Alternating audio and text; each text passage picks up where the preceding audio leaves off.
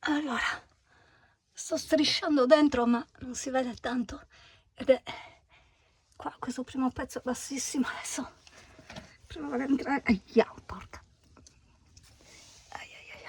Aia.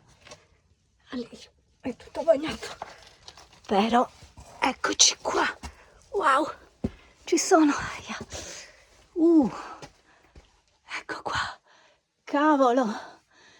Allora, decisamente a filari con massi sbozzati e poi aggettanti verso la parte superiore che è chiusa completamente. Ora ci sto in piedi all'interno, meravigliosa. E qua, giusto io e il mio cane siamo entrati, E qua è la parte terminale della tomba. Bellissima.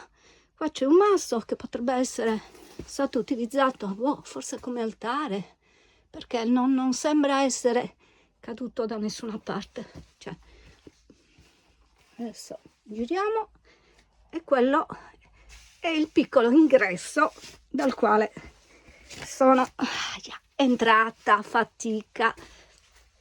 Guardate un po' che meraviglia. Qua c'è forse qualche celletta o qualcosa, uno spazietto. Guardate un po' che bella.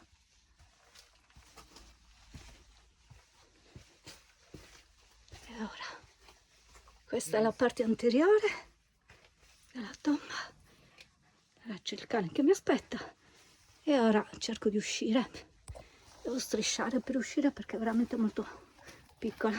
Si vede l'architrave e vado.